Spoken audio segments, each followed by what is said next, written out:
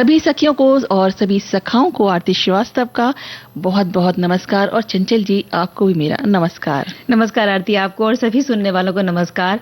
और ये जो अभी देखो ना, आज मार्च का अंतिम दिन है, यानी कि एक फाइनेंशियल ईयर खत्म हो रहा है और ये वो भी समय है जब कुछ बच्चों की परीक्षाएं खत्म हो रही हैं या कुछ की भी चल रही हैं, लेकिन छुट्टियां शुरू होने वाली हैं और छुट्टियों की जो प्लानिंग है ना, बच्चों की पहले से शुरू हो जाती है कि भाई नानी के घर जाना है या कहीं घूमने जाना है और बड़ों के ऊपर कहीं ना कहीं वो एक दबाव डालना शुरू करते हैं कि भाई छुट्टियां आ रही हैं, हमें इस बार कहाँ लेकर जाओ। जी हाँ, और छुट्टियों में आप बाहर जाएं तो इस बात का जरूर ध्यान रखें कि आप अपने सेहत का बहुत बहुत बहुत ख्याल रखिए, क्योंकि गर्मी बहुत बढ़ गई है। मार्च में इस समय इतनी गर्मी नहीं पड़ती थी जितनी इस समय पड़ रही है, बहुत तेज गर्मी पड़ रही है, तो इस वजह से बहुत सी स्वास्थ्य संबंधी आपको समस्याएं हो सकती हैं, इसलिए आप पूरा ध्यान रखिए अपना। बिल्कुल। और ये जो आपने कहा ना कि मार्च में पहले इतनी गर्मी नहीं हुआ करती थी, ये अब बहुत गर्मी पड़ने लगी है। तो ये जो ग्लोबल वार्मिंग जो हम कहते हैं कि जो मौसम के फेर बदल हो रहे हैं, इसमें कहीं ना कहीं हम कह सकते हैं कि हमारा ही हाथ होता है। हम प्रकृति को जिस तरीके से नुकसान पहुंचा रहे हैं,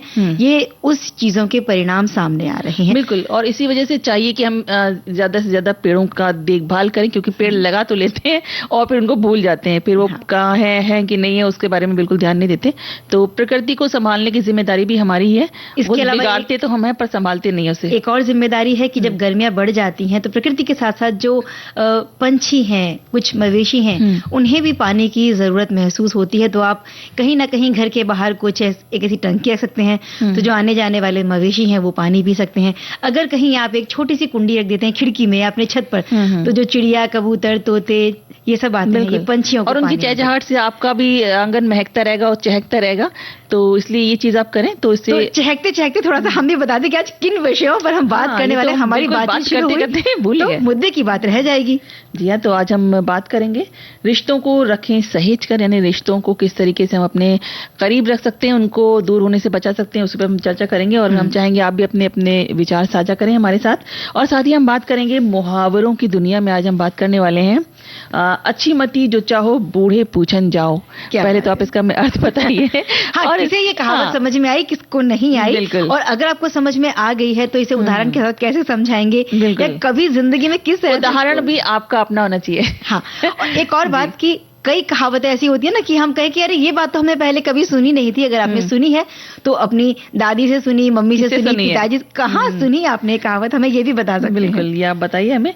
और आज हम बात करेंगे सखी विशेष के अंतर्गत अजयता शाह की, जो फ्रंटियर मार्केट्स की सह संस्थापक हैं। और इसके अलावा आज बहुत खास दिन है जो है महावीर जयंती, इसके बारे में बात करेंगे।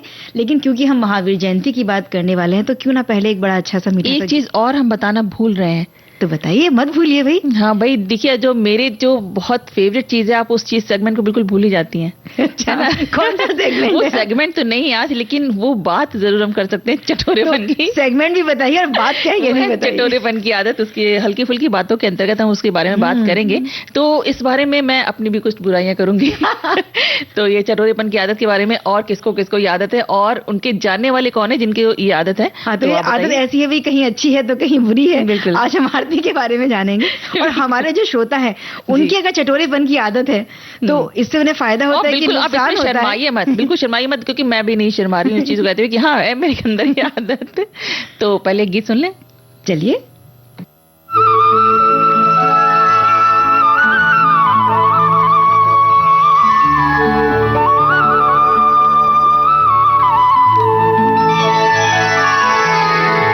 जिनको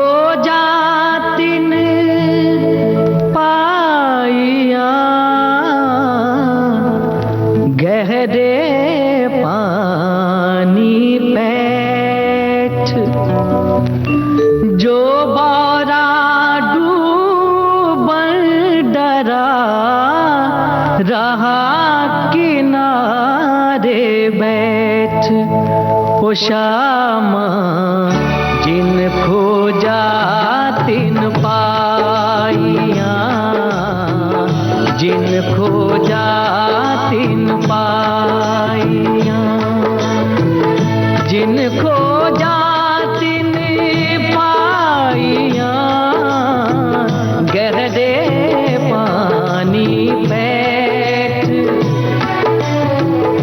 जो गौरा डूब किनारे बैठ ओ श्यामा, जिनको जा दिन पाइया, जिनको जा दिन पाइया।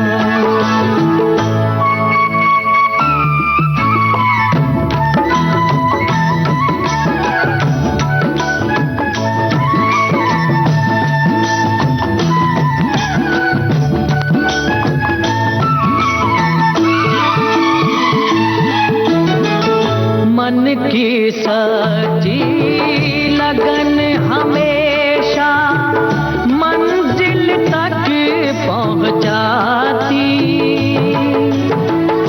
बहते बहते जैसे नदियाँ सागर से मिल जाती ओ श्यामा, जिनको जा दिन पाइया।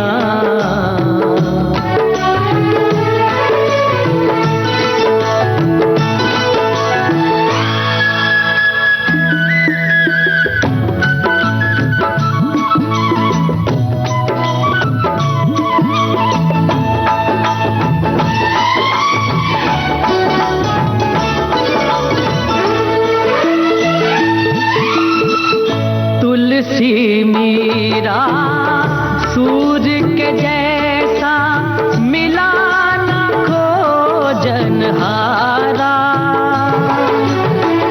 करके तपस्या लाए भगीरथ गंगा की जलधारा ओ श्यामा, जिनको जा दिन पाइया, जिनको जा दिन पाइया।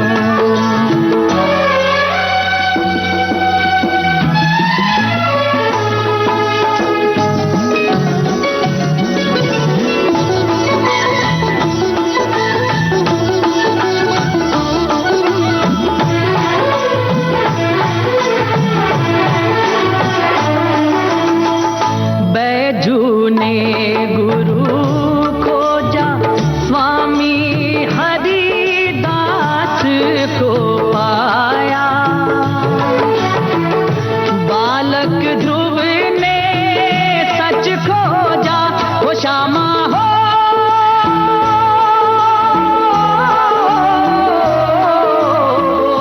बालक ध्रुव ने सच खोजा, ध्रुव तारा मन मुस्काया ओ श्यामा, जिनको जा दिन पाइया, जिनको जा दिन पाइया। आरती, हम बड़ा अच्छा गीत सुन रहे थे, जिन खोजा तिन पाइया। और इस गीत की एक पंक्ति अभी हाल ही में हमने सुनी कि जब बालक ध्रुव थे वो किस तरह से अपने आप को और ईश्वर को खोज में निकले थे। बिल्कुल। इसी तरह से जो महावीर जी का जीवन है वो भी हमें यही सीख देता है। वो भी किस तरह से बहुत छोटी आयु में ही उन्होंने अपना घर बार सब त्याग दिया था, सत्य की खोज में, अपने आप की खोज में, ईश्वर की खोज में। बिल्कुल। और भगवान महावीर जी का जन्म हुआ था 599 ईसा पूर्व में कुंडा ग्राम, वर्तमान में जिसे बिहार कहते हैं, बिहार में है जो। उनका मूल नाम वर्धमान महावीर था और वो एक राज परिवार से थे। हालांकि उन्होंने 30 वर्ष की आयु में ज्ञान प्राप्ति के लिए अपना विलासितापूर्ण जीवन त्याग दिया था और 12 वर्षों के गहन ध्यान और तपस्या के बाद उन्हें ज्ञान की प्राप्ति हुई और उन्होंने अपना शेष जीवन अहिंसा, सत्य और आत्म अनुशासन के उपदेशों के प्रसार में व्यतीत किया। और जो उनके सिद्धांत थे उन्होंने ही एक जैन धर्म की नींव रखी और ये उन धर्म ग्रंथों में जिन्हें जैन आगम के नाम से जाना जाता है उसमें दर्ज भी हैं। और ये हम कह सकते हैं आरती की कोई एक धार्मिक उत्सव, धार्मिक त्योहार नहीं है, इसे धर्म से जोड़ना उचित भी नहीं है, क्योंकि नैतिकता और अहिंसा पर चिंतन करने का ये दिन होता है जो जयंती हम मनाते हैं उनकी, और लोगों को सत्य, क्षमा, सरल, शांतिपूर्ण जीवन सिखाता है आज का ये दिन। इस दिन देश भर के जो मंदिर हैं उनमें विशेष प्रार्थनाएं आयोजित की जाती हैं। जो जरूरतमंद हैं और जो जिन्हें भोजन भी अगर नहीं मिल रहा है तो उनको भोजन कराना, उनकी किसी भी तरह की मदद अगर हम कर सकें तो वो करने की कोशिश की जाती है। बिल्कुल, हर उस दिन को मनाना चाहिए जिस दिन जरूरतमंदों की आप सहायता कर सकते हैं, कुछ अच्छा काम कर सकते हो। और इसके साथ भगवान महावीर की खूबसूरती से सजी मूर्तियों के साथ जुलूस भी निकाले जाते हैं और उनके उपदेश हैं अहिंसा सर्वोच्च धर्म है। प्रत्येक आत्मा स्वतंत्र है। कोई भी आत्मा दूसरे पर निर्भर नहीं है। जियो और दूसरों को भी जीने दो। किसी को दुख मत पहुंचाओ। जीवन सभी जीवित प्राणियों को प्रिय है। मौन और आत्म संयम पाप के पश्चाताप का सर्वोत्तम साधन है। आसक्ति और घृणा कर्म का मूल कारण है और कर्म मोह से उत्पन्न होता है। और जब हम कहते हैं कि किसी प्राणी की रक्षा की बात आती है, उनको जीवन देने की, उनको जीने देने की बात आती है, तो सिर्फ इंसानों की बात हम यहाँ नहीं करते। यहाँ हम पशु पक्षी प्रकृति सभी की बात करते हैं। और भगवान महावीर की जो शिक्षाएं हैं, अहिंसा यानी किसी भी जीवित प्राणी को नुकसान नहीं पहुंचाना है, सत्य यानी हमेशा हमें सच बोलना है और उसी का अनुसरण भी करना है, अस्त्य यानी कि जो चीज हमारी नहीं है उसके बारे में हमें सोचना भी नहीं है, लेना तो बहुत दूर की बात आती है, ब्रह्मचर्य यानी आत्म अनुशासन, इसका अभ्यास हमें अपने जीवन में लेकर आना है, इच्छाओं पर नियंत्रण रखना है और अपरिग्रह यानी कि भौतिक इच्छाओं और संपत्तियों से दूर रहना है। जो बिना बात के मन में लालच के कारण हम कई बार चीजों का संग्रह करने लगते हैं ना, इन चीजों से हमें दूर रहना है। तो इनकी शिक्षाओं को जीवन में हम ये उम्मीद रखते हैं कि सभी अपनाएंगे और हम फिलहाल सुनते हैं।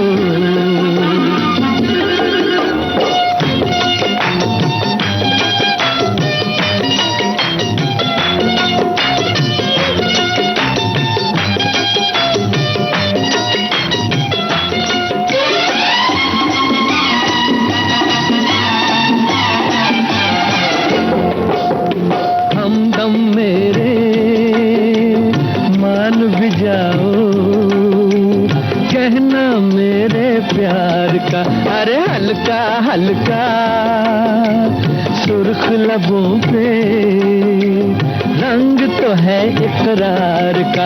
अरे हमदम मेरे मान भी जाओ कहना मेरे प्यार का। अरे हल्का हल्का सुर्ख लबों पे रंग तो है इकरार का। अरे हमदम मेरे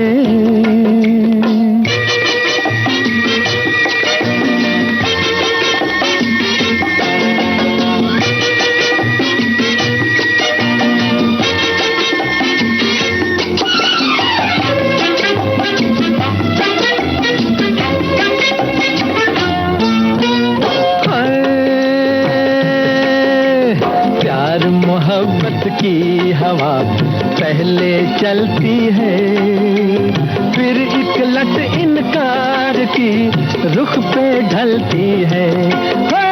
प्यार मोहब्बत की हवा पहले चलती है, फिर एक लट इनकार की रुख पे ढलती है। ये सच है कम से कम तो ऐ मेरे सनम, लटे चेहरे से सरकाओ तमन्ना आंखें मलती है। हाय हमदम मेरे मान भी जाओ कहना मेरे प्यार का। अरे हल्का हल्का सुर्ख लबों पे रंग तो है इकरार का। अरे हमदम मेरे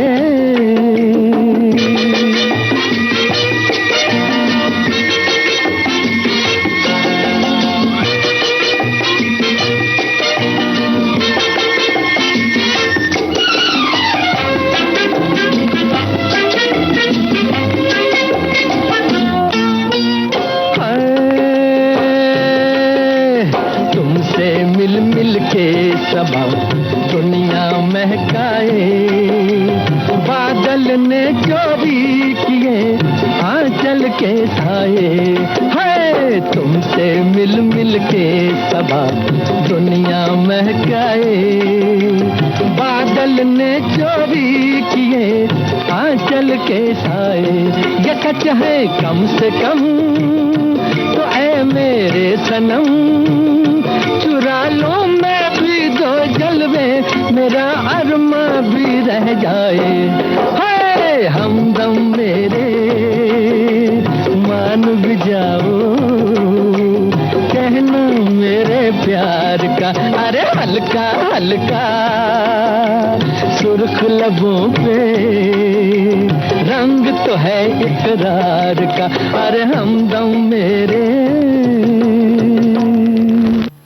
घड़ी की सुइयां इशारा कर रही हैं कि कार्यक्रम के में समय है एक छोटे से अंतराल का।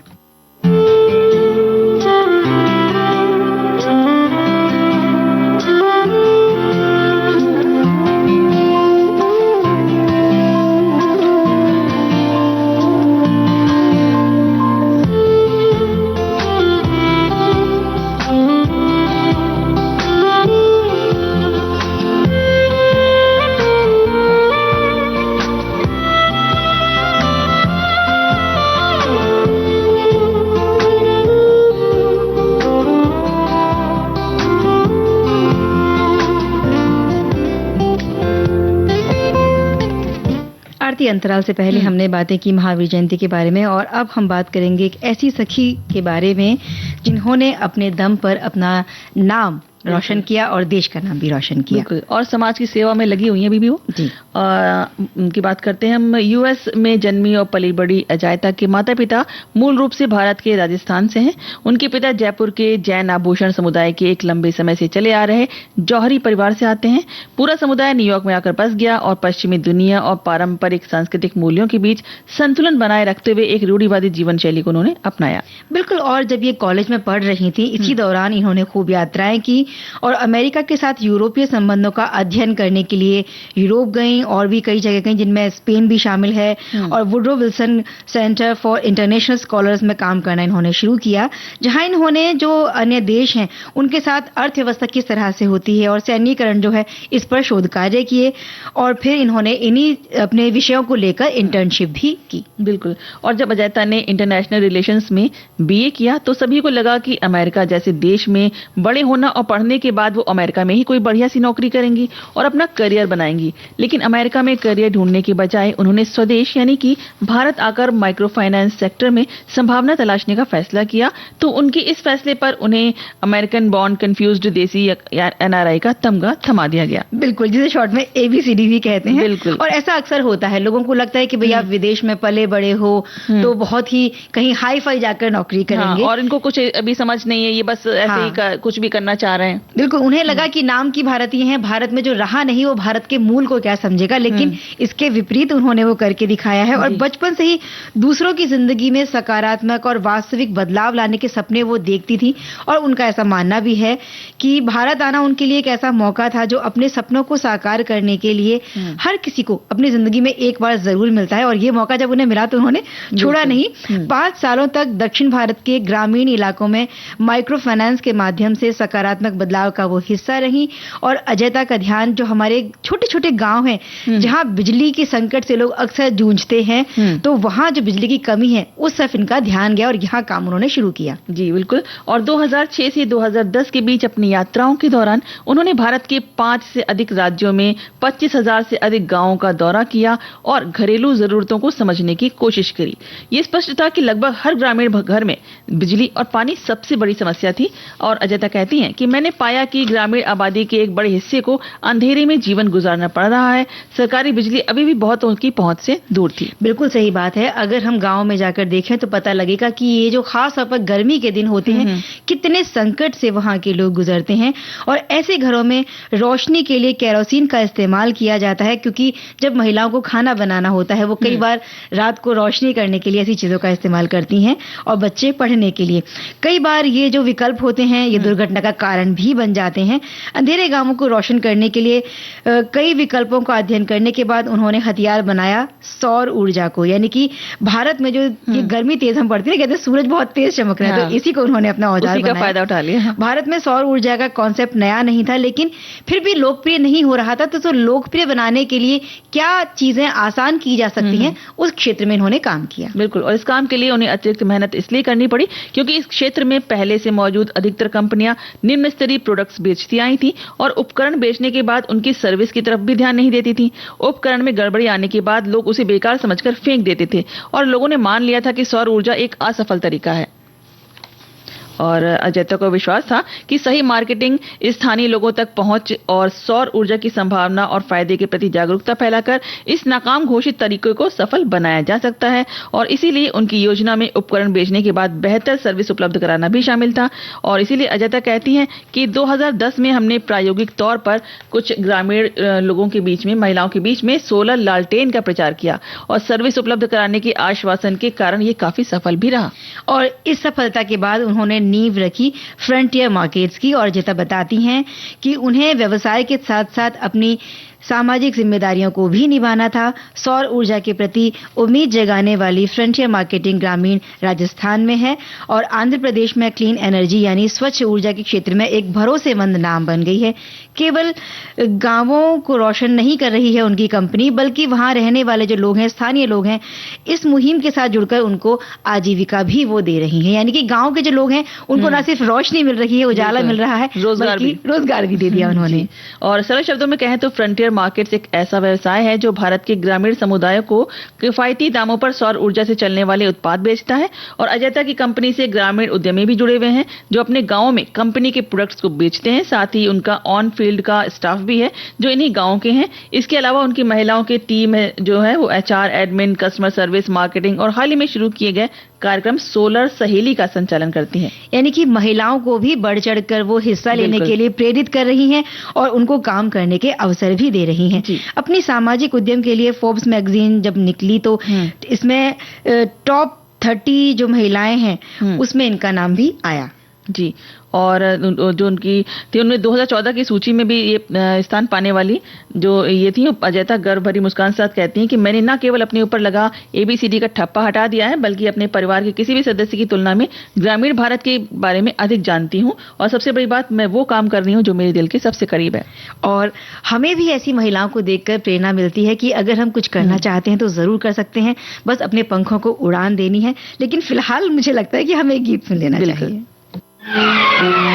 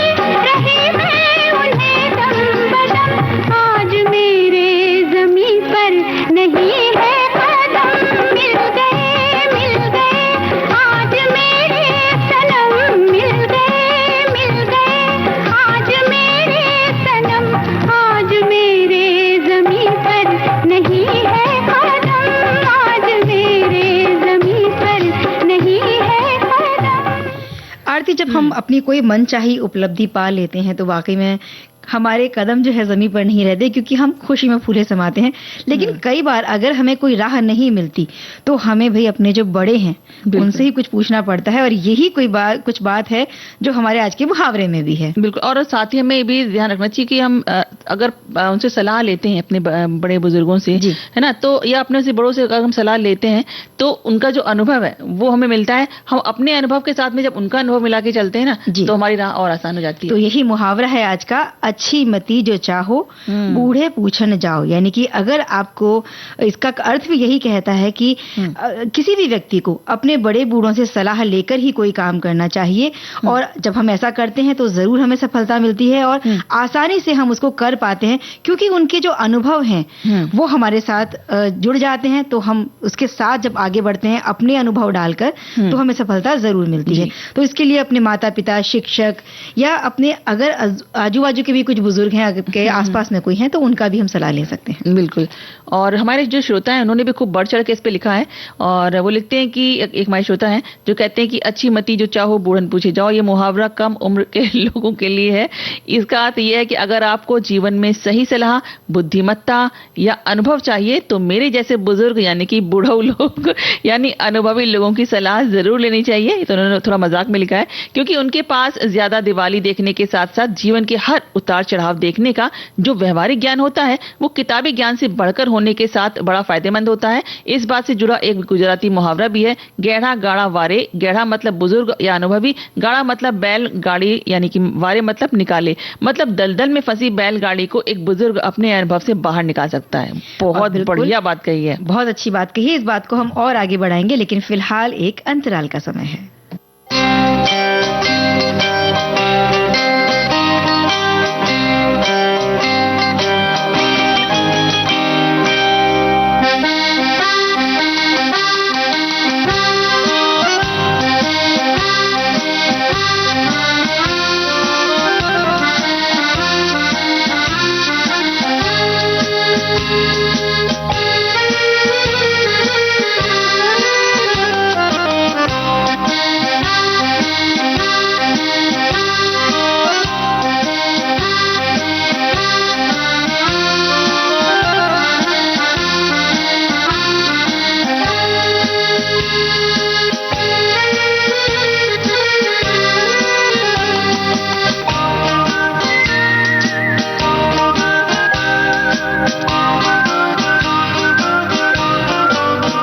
मंगल भवन मंगल हारी द्रवहु सुदर्शन। श्री राम कथा मर्मज्ञ डॉक्टर कुमार विश्वास जी के साथ श्री रामचरितमानस की भाव रस संगीत यात्रा संपूर्ण श्री रामचरितमानस सोमवार से शुक्रवार सुबह 7 बजे और दोपहर 12:30 बजे डीडी नेशनल और वेव्स OTT पर। विविध भारती पर इस समय चल रहा है कार्यक्रम सखी सहेली। अंतराल के बाद हम फिर से हाजिर हैं। मैं हूं आपके साथ चंचल वर्मा और मैं हूं आरती श्रीवास्तव। तो चलिए, हम बात कर रहे थे एक बहुत ही उम्दा मुहावरे के बारे में, अच्छी मती जो चाहो बूढ़े पूछन जाओ। तो हमारे श्रोताओं ने बहुत सारी बातें इस पर लिखकर भेजी हैं। एक श्रोता का कहना है कि अगर तुम्हें सही समझ, सही निर्णय या जीवन का सही रास्ता चाहिए तो अनुभव वाले बुजुर्गों की सलाह लो, क्योंकि उन्होंने जीवन को ज्यादा देखा है, गलतियां भी की हैं और उनसे सीखा भी है, परिस्थितियों को समझने की अपनी समझ को विकसित किया है।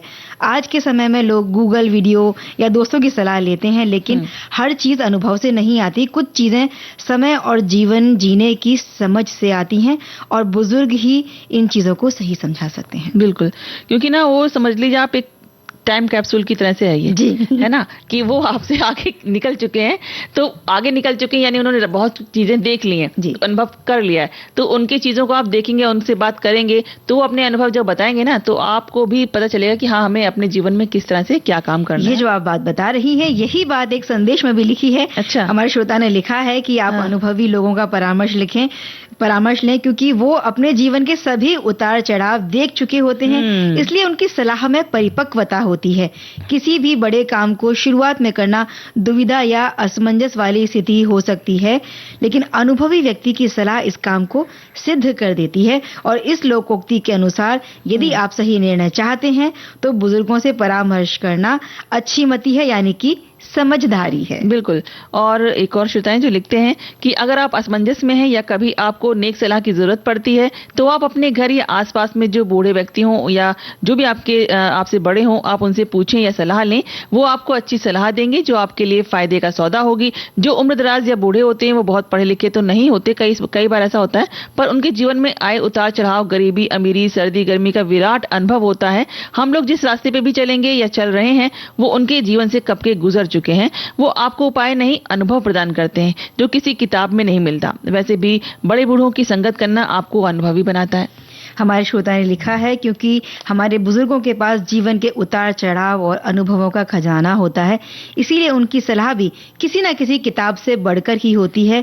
उन्होंने वो दौर देख लिया होता है जिससे आप इस समय गुजर रहे होते हैं, इसीलिए उनकी राय व्यवहारिक होती है।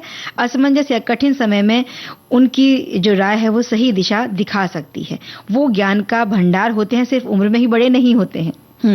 एक हमारे श्रोता हैं जिन्होंने एक दोहे के साथ में इस चीज को समझाया है कि टूटे सुजन मनाइए जो टूटे 100 बार, रहीमन फिरी फिरी पोइए टूटे मुक्ताहार। हिंदी में इन्होंने कोर्स में जो रहीम जी का ये जो दोहा पढ़ा था, जिसका अर्थ होता है कि सज्जन यानी कि सुजन को, सज्जन या समझदार लोग को, अनुभवी बुजुर्ग यदि रूठ जाएं तो उन्हें 100 बार मनाना चाहिए। जैसे कि मोती की जो माला होती है उसके टूटने पर भी हम मोतियों को फेंकते नहीं है बल्कि उन्हें बार बार पिरोकर माला बनाते हैं। वैसे ही मुसीबत के समय उन अनुभवी लोगों की सलाह या राय बहुत ही कीमती होती है। और घर में वो बताते हैं कि मैंने अपने घर में देखा है कि शादी विवाह के मामले में इनका अनुभव बहुत ही उपयोगी होता है, क्योंकि हर तरह का उनको तजुर्बा होता है। काम बिगड़ते बिगड़ते भी इनके मशवरे से सुधर जाता है। बिल्कुल, जबकि इसके उलट हम आजकल देखते हैं आरती कि कई बार जब बच्चों को कोई सलाह देने बैठो तो वो बोलते हैं कि अरे आप क्या जानते हो। अभी की चीजें और तब की चीजों में बड़ा फर्क होता है, लेकिन हो सकता है कि जो अगर तकनीक की हम बात करें तो वहां कुछ चीजें थोड़ी सी अलग हो सकती हैं, जीवन वही रहता है। जीवन जीने के जो ढंग है, ये अनुभव अगर किसी से लेने हैं तो ये बुजुर्गों के अलावा कहीं नहीं मिल सकते। बिल्कुल। और एक और हमारे श्रोता हैं जो लिखते हैं कि कोई भी कार्य करने से पहले अपने माता पिता और अपने से बड़ों की सलाह जरूर लेनी चाहिए, तो उस कार्य में सफलता अवश्य मिलती है। इसलिए किसी ने सच ही कहा है कि अच्छी मती जो चाहो बूढ़े पूछन जाओ। हमारे श्रोता कहते हैं कि भारत अनेक संस्कृतियों का देश है, जहां कहावतें भी हर प्रांत की हर भाषा में अलग अलग होती हैं। और वेद व्यास जी ने लिखित वेद में एक बात कही और जीवन के अंत तक मोक्ष की बात कही है, अंते या मति सागति, यानी आपकी मानसिक स्थिति ऐसी बनाए कि शुरुआत से अंत तक आपकी मति यानी कि आपके सोच समझने की और विचारने की जो शक्ति है वो स्वच्छ हो, उदार हो और समृद्ध रहे। ये जीवन के अंत तक बहुत काम आती है। बिल्कुल। और एक श्रोता है जो लिखते हैं कि अगर तुम्हें सही समझ, सही निर्णय या जीवन का सही रास्ता चाहिए तो अनुभव वाले बुजुर्गों से सलाह लो, क्योंकि इन्होंने जीवन को ज्यादा देखा है, गलतियां की हैं और उनसे सीखा भी है। तो चलिए अब हम भी थोड़ा सा रुक जाते हैं और एक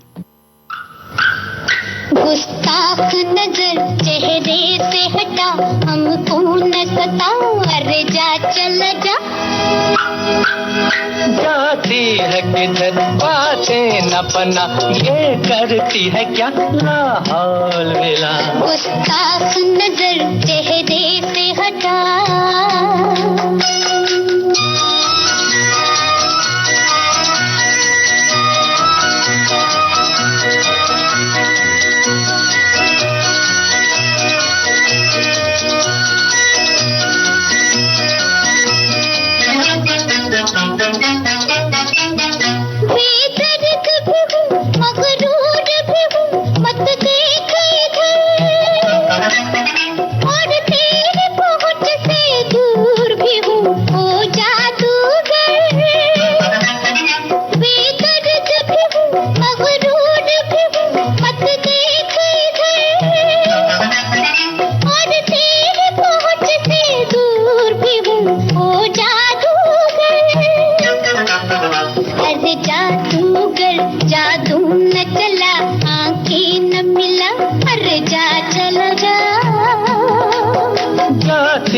किधर बातें न बना, ये करती है क्या लाहौल मिला। गुस्ताख नजर चेहरे से हटा,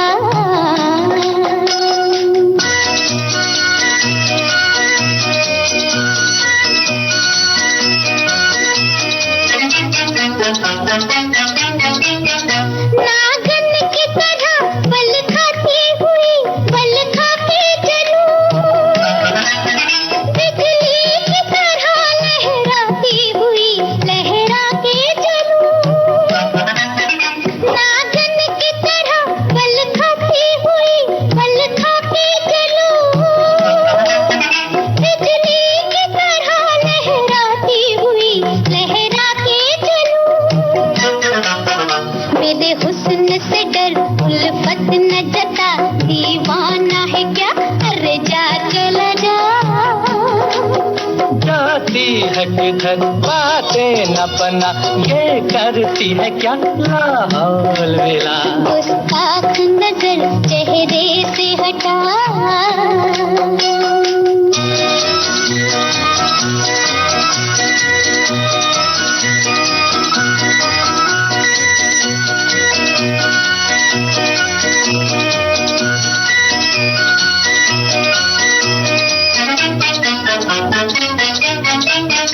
ओ शौक आगा मुझसे न उलझ, हट छोड़ मुझे, मुझे नाजुक नाजुक फूल समझ मत देख मुझे, ओ शौक आगा मुझसे न उलझ, हट छोड़ मुझे, मुझे नाजुक नाजुक फूल समझ मत देख मुझे, आंखों की नजर मुझसे न मिला, मेरे दिल में न आ, अरे जा चला जा, जाती है किधर बातें न बना, ये करती है क्या लाहौल वेला, गुस्ताख नजर चेहरे से हटा। अभी जिस मुहावरे की हम बात कर रहे थे इस गीत से पहले आरती, कि आपको बुजुर्गों को सम्मान देने के लिए भी जरूरी है कि हम उनसे सलाह मशवरा करें, और इसी तरह से जब हम रिश्तों में सामंजस्य बनाते हैं, उनको सहेज कर रखते हैं, तो रिश्तों की जो मिठास है वो बनी रहती है। बिल्कुल, वो और बढ़ जाती है। जी। तो रिश्तों के बारे में जब हम बात करें तो हमारे श्रोताओं ने भी बहुत सारे हमें मैसेज भेजे हैं, तो हम पहले उनको उठा लेते हैं। जी। तो एक हमारे श्रोता हैं जो कहते हैं कि रिश्तों की सहेजने की संवाद के लिए संवाद, विश्वास और समय का होना बहुत आवश्यक है। एक दूसरे की भावनाओं को समझें, निस्वार्थ प्रेम रखें, छोटी छोटी गलतियों को माफ करें या नजरअंदाज करें, मुश्किल भरे दौर में एक दूसरे का समर्थन या सहयोग करें, क्योंकि आपसी समझ एक सीमेंट या की तरह काम करती है, जिससे कि रिश्ते मजबूत और टिकाऊ बनने के साथ मजबूत जोड़ बनता है, जो उसे कोई तोड़ नहीं सकता। बिल्कुल, सुख और दुख जो है आरती जिंदगी में अगर हम बांटते हैं तो जो सुख है वो बढ़ जाते हैं, दुख है या तनाव है वो कम हो जाता है। और सुख दुख की जो साझेदारी है रिश्तों के बिना अगर हम सोचें तो ये संभव ही नहीं हो सकती, क्योंकि उसके लिए आपसी तालमेल होना बड़ा जरूरी होती है। जीवन में जो सफलताएं हैं, एहसास, भावना, ये सब नीरस हो जाती हैं अगर उन्हें साथ में बांटने वाला ही कोई ना हो हमारी जिंदगी में। और अच्छे सहयात्री अगर हमारे साथ हैं, यानी कि अगर जीवन में कोई अच्छा साथ है तो जीवन का सफर बहुत सुंदर और बहुत आसान हो जाता है। और ये सहयात्री हमारे परिवार, रिश्तेदार, मित्र कोई भी हो सकते हैं। बिल्कुल। और आज से कुछ समय पहले की अगर हम बात करें तो ऐसा दौर चल रहा था कि जब लोगों को पश्चिमी आत्म केंद्रित जीवन शैली बहुत पसंद आती थी, लेकिन समय के साथ लोगों को यह एहसास होने लगा कि अकेले रहने की कल्पना बस कल्पना में ही अच्छी लगती है, क्योंकि असलियत में ये सारे ढेर सारा अवसाद, तनाव और अकेलापन लेकर आती है। और यही कारण है कि अब लोग इस बात को समझते हुए अपने परिवार के आसपास ही रहना चाहते हैं। इसीलिए हमारे श्रोता लिखते हैं कि रिश्ते उस नाजुक पौधे की तरह हैं जिनमें विश्वास की खाद, स्नेह का पानी ये डालने की जरूरत होती है। यदि हम अपने ईगो को यानी कि अहंकार को त्याग कर थोड़ी सी विनम्रता को अपना लें तो जीवन के हर रिश्ते को बड़ी सहजता से सहेज कर रख सकते हैं। रिश्ते खून के नहीं एहसास के होते हैं, और अगर एहसास हो तो अजनबी भी अपने पास लगते हैं, और अगर एहसास ना हो तो अपने भी अजनबी बन जाते हैं। बिल्कुल। और एक श्रोता है जो कहते हैं कि रिश्ते जीवन की सबसे अनमोल पूंजी होते हैं, इन्हें सहेज कर रखना जरूरी है, क्योंकि समय, दूरी या गलतफहमियां इन्हें कमजोर कर सकती हैं। थोड़ी सी समझ, प्यार और अपनापन रिश्तों को मजबूत बनाए रखता है। एक खुशहाल जीवन जीने के लिए रिश्तों का मजबूत होना बहुत आवश्यक है। हमारे एक साथी लिखते हैं कि संबंध रखरखाव से तात्पर्य है कि उन व्यवहारों और रणनीतियां जिनका उपयोग साझेदार एक पारस्परिक संबंध को बनाए रखने के लिए या उसको मजबूत करने, सुधारने के लिए जिनकी जरूरत होती है। इसमें नियमित बातचीत रिश्ते की गुणवत्ता को संरक्षित करने, भावनात्मक निकटता को बढ़ावा देने के लिए बहुत जरूरी है। और आगे लिखते हैं कि बहुत सारे अध्ययन भी बताते हैं कि मित्रता, पारिवारिक संबंध या अन्य पारस्परिक संबंध ये अनैच्छिक संबंधों पर भी लागू किए गए हैं, जिनमें व्यक्तियों को एक अवांछित संबंध बनाए रखना पड़ता है। बिल्कुल। और एक हमारे जो श्रोता हैं जो लिखते हैं कि रिश्तों को सिर्फ निभाना नहीं बल्कि संभालना, समझना और बचा कर रखना जरूरी होता है, कि इसके लिए हमें कदर करनी चाहिए, क्योंकि हर रिश्ता अपने आप नहीं मिलता।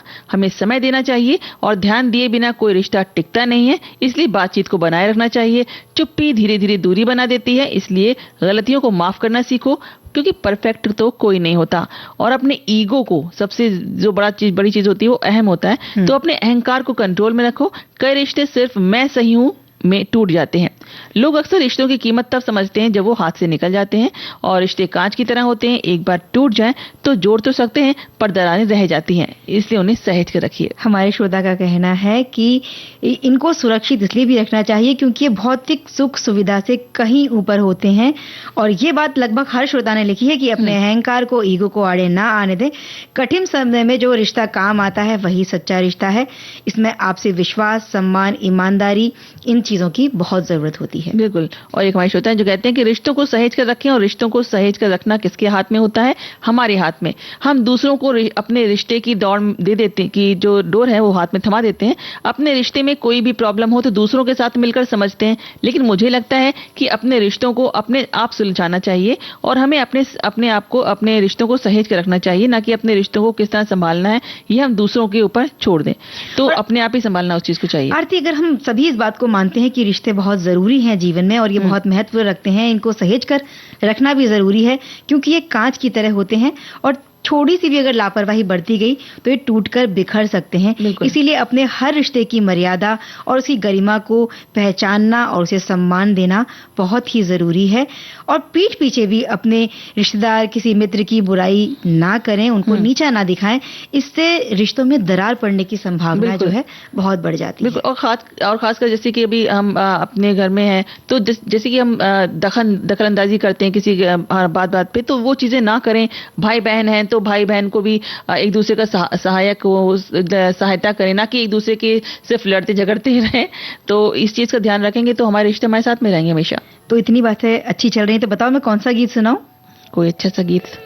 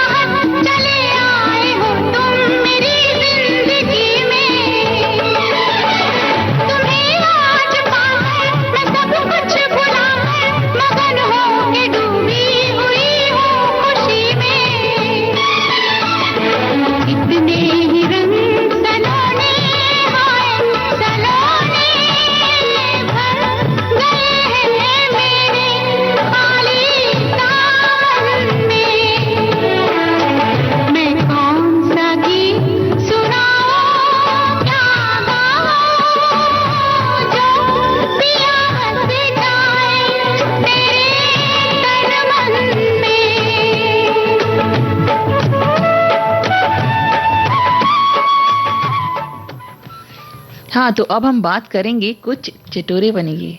यानी कि जो तुम्हारी गीत तो भी मैं आदत जैसे है। भैया कौन सा गीत सुनाऊं, क्या गाऊं, है ना? तो मुझे तो, हम लोग को तो सारे गीत पसंद आते हैं। और अब हम बात करते हैं कुछ खाने पीने की, यानी चटोरे नहीं, पहले हम तुम्हारी बात सुन लें कि भाई तुम्हें भी बड़े चटोरे अरे मुझे बहुत पसंद है, क्योंकि अगर मुझे कहीं ठेला लगा दिख जाए ना, हाँ। कहीं बाहर में निकली हो, मुझे दिख जाए पानी पूरी रास्ते में बिक रही है, तो फिर मैं वहां से आगे बढ़ना मेरा बहुत मुश्किल हो जाता है। यानी कि जब तक खा ना लो तब तक तुम आगे नहीं बढ़ोगे। कम से कम एक प्लेट तो खानी ही चाहिए ना। अच्छा। भाई इतनी देर से वो बेचारा वो खड़ा हुआ है, वो लगा के ठेला, तो हमें कुछ तो उसके लिए नहीं मदद नहीं, करनी मुझे लगता है कि तुम्हारा जो चटोरापन है ना, ये सारा इन चीजों को कह रहा है। चलो अब फिलहाल बढ़ते हैं हम कमेंट की तरफ। हमारे श्रोता लिखते हैं कि चटोरेपन का अर्थ है स्वादिष्ट, चटपटी, अच्छी अच्छी चीजें खाने का व्यसन, ललक या स्वाद लोलुपता। ठीक है, कैसे बोलेंगे, मतलब मुंह में पानी आ रहा है हमारे, हम बोल रहे हैं फिर भी। हाँ, आगे ये कहते हैं कि ये एक प्रकार का नशा या मानसिक आदत है जहाँ व्यक्ति को बार बार खाने की इच्छा होती है, जो अक्सर स्वास्थ्य के लिए हानिकारक भी हो सकती है। ये बात भी सुन लो। आगे लिखते हैं कि चटोरेपन, पेटूपन, इन्हें भोजन प्रेम भी कहा जाता है। चटोरेपन के जो मुख्य लक्षण हैं, लगातार चटपटा, मीठा या नमकीन खाने की इच्छा होना। आगे लिखते हैं कि इसके कारण क्या क्या है। ये स्वाद के चस्के के कारण होता है, जो अक्सर धीरे धीरे एक आदत बन जाती है। शरीर में मैग्नीशियम के लिए या मीठे नमकीन के लिए भी जो कमी है, वो इसकी आदत हो सकती है। और बहुत ही आगे बातें लिखी हैं, बड़ी इंटरेस्टिंग है, लेकिन अगर मैं इनका ही संदेश पढ़ने लगी तो अन्य संदेश रह जाएंगे। तो एक हमारे श्रोता है जिन्होंने लिखा है कि चटोरेपन की आदत पर इन्होंने एक मशहूर कवि की रचना लिखी है, कविता की कुछ लाइंस लिखी हैं। वो कहते हैं कि हलवा गर्म गर्म हो और घी की धार हो, क्या बात है? थाली में सजी हुई पकौड़ी अपार हो, जीभ लपलपाती रहे और पेट भरा भरा, फिर भी मन कहे बस एक टुकड़ा और जरा, चाहे डॉक्टर कहे कि अब बस भी करो भाई, पर चटोरे को तो दिखती है बस रबड़ी और मलाई। क्या बात है।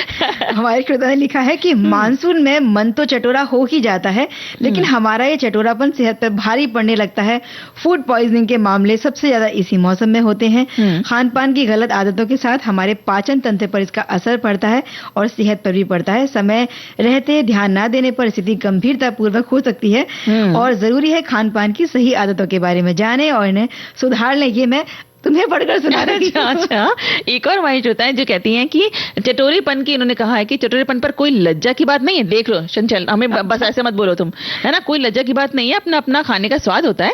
पानी पूरी एक ऐसी चीज है कि कुछ भी हो, चलते चलते कहीं बाजार, मार्केट में, शादी विवाह में स्टॉल पर दिख जाए तो मैं तो अपने को नहीं रोक पाती हूँ। एक खाऊं, दो खाओ, खाती जरूर हूँ। नूडल्स, बर्गर, पिज्जा ये मुझे आकर्षित नहीं करते हैं और ना ही मुझे इनकी खाने की लालसा होती है। अपने स्वाद और जिव्या को ताजा करने के लिए ये चटोरापन, चटपटी चीज भी आपकी भूख और खाने की लालसा को बढ़ाती है। और हमारे कहने श्रोता ने लिखा है कि चटोरेपन की ये बचपन के बाद की अवस्था भी हो सकती है। पौष्टिक खानों से उन्हें कोई मतलब नहीं होता भाई, और स्वादिष्ट, चटपटा, तला भुना या जंक फूड बस खाने की तीव्र इच्छा रहती है। आपको भूख लगी हो या ना लगी हो, इसलिए ये आदत लालसा की वजह से होती है, जिसमें चटपटे व्यंजनों के लिए मन बार बार ललायित होता है, जैसे पानी पूरी, समोसे, चाट, पिज्जा, तली भुनी चीजें खाने का मन करता है। खुशबू सी आने लगी ना। अच्छा, एक मिनट मैं एक बहुत अच्छा संदेश है वो पढ़ लेती हूँ पहले। वो लिखते हैं, हमारे श्रोता लिखते हैं कि चटोरेपन की एक मजेदार दिलचस्प आदत ये है कि ये सिर्फ खाने पीने तक सीमित नहीं होता। चटोरेपन का मतलब होता है हर चीज को पूरी ललक, पूरी उत्सुकता और पूरे मजे के साथ लेना। ऐसे लोग छोटी छोटी खुशियों को भी पूरी तरह जीते हैं। उनका नजरिया होता है अगर मजा लेना है तो पूरे दिल से लो भाई। चटोरे लोग अक्सर जिंदगी की छोटी छोटी खुशी का आनंद लेते हैं, थोड़े नटखट और मजाकिया होते हैं, किसी भी पल को थोड़ी सी मासूम शरारत के साथ यादगार बना देते हैं। असल में चटोरेपन दिल की हल्की, खुशमिजाज और जिंदा दिल प्रवृत्ति है। ये आदत हमें याद दिलाती है कि जिंदगी का हर स्वाद, चाहे मीठा हो या तीखा, पूरे दिल से जीना चाहिए। तो चलो फिर एक मीठा मीठा सा गीत सुन लेते हैं।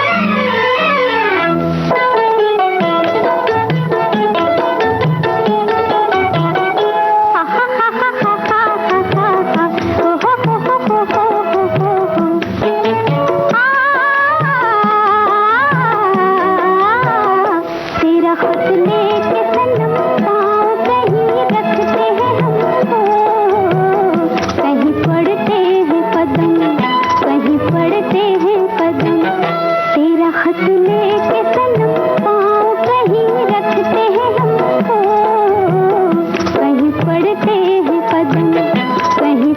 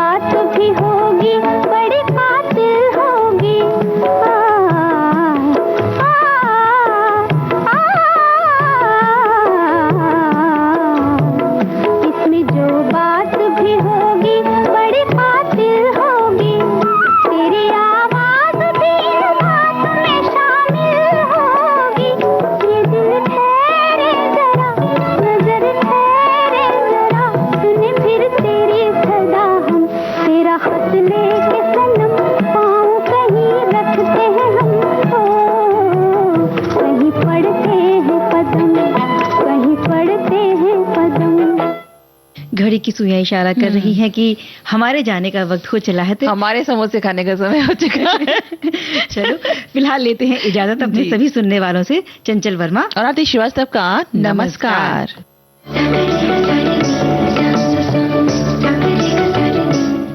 सखी सहेली कार्यक्रम की प्रस्तुत करता है अनुश्री पाठक। सखी सहेली।